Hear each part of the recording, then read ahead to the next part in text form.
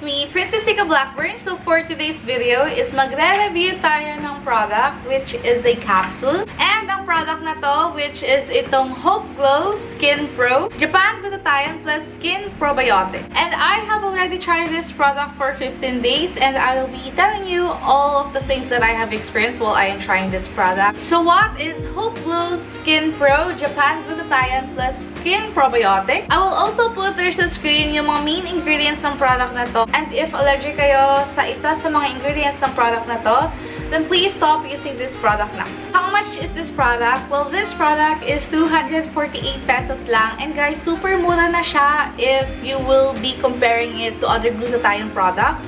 Like, as in, nagulat talaga ako, guys, nung nalaman ko na it is only 248 pesos. And actually, guys, hindi ko talaga alam kung ito yung pinaka-main na, alam mo yan, yung pinaka-price talaga niya. Kasi, merong iba na mas mura, tas meron din namang 248. Pero, bumili ako sa pinakang main shop nila and I will probably be putting it in the description down below. Nagulat lang talaga ako, hindi ko siya in-expect na sobrang mura niya. So, if you're interested to buy, I'll just try to leave in the description down below all their social media accounts and also their shop. So, how to use this product? Well, you will take 1 to 2 capsules a day before or after a meal. So, usually guys, kapag nag-take ako ng product na to, is tinitake ko siya is umaga.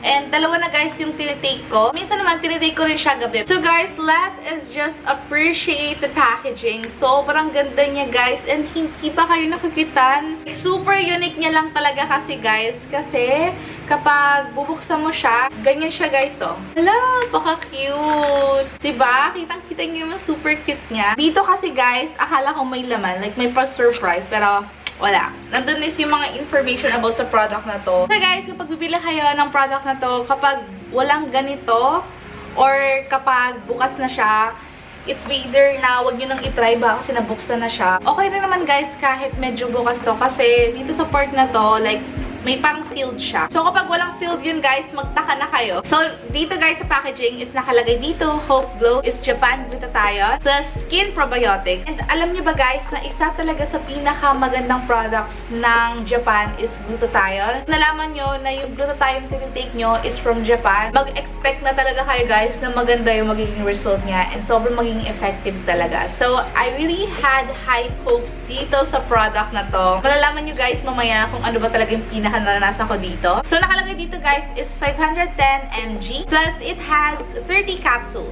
So, dito naman sa part na to is nakalagay food supplement, no approved therapeutically. And dito sa pinakang likod, nandito lahat yung mga ingredients ng product na to plus yung information sa pag-try ng product na to. Kung paano mo gagamitin tong product na to and yung precaution. Tapos, yung storage condition. So, ayun nga guys, dito nakalagay yung active ingredients nitong product na to. So, ang claims ng products na to is helps lighten the skin, helps in detoxification, it also has a immune function support, so it helps reduce breakouts, and guys, isa ito sa pinaka-claims nila sa product na to, pero sasabihin ko guys, or i-explain ko mamaya, yung talagang naranasan ko dito, and supports gut skin condition. If you're pregnant and lactating mom, plus if may history kayo ng mga sakit, it's better to consult your doctor first before trying this product. So, yung storage naman ng product na to is ilagay nyo sa lugar that is away from sunlight. So, wag nyong itututok sa sunlight kasi sayang din naman yung product kung masisira siya. Well, this one, sa pinakang baba, is may motto sila. Like, this is a sign that you have been waiting for. So, dito nakalagay yung manufacturing date niya plus kung kailan yung expiration date ng product na. So, yung manufacturing date niya is 2023 while yung expiration date niya is 2025.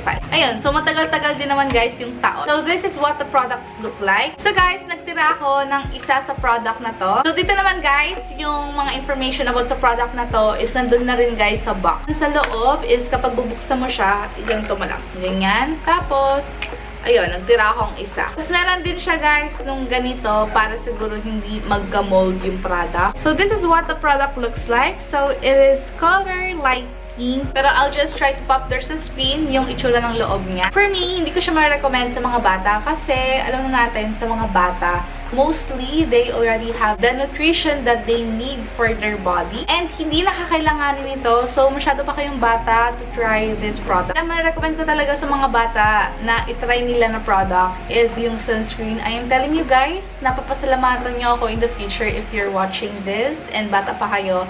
Wag muna kayo sa glutathione. Just try sunscreen kasi it will protect your skin from the sun. So, ano nga ba yung glutathione? Well, glutathione is yung nagre-repair ng mga tissues sa ating body. And that is why nag-glow talaga yung ating skin when we are trying glutathione. Pero guys, syempre, depende rin yun guys sa lifestyle ninyo. Glutathione level sa ating body is pwede mag-lessen dahil sa iba't ibang mga factors. Dahil sa poor nutrition, maaaring dahil ito sa pagkain natin. Just like yung pag-drink ng alcohol, yung mga soft drinks, yung mga hindi. And lalong-lalo na guys sa stress.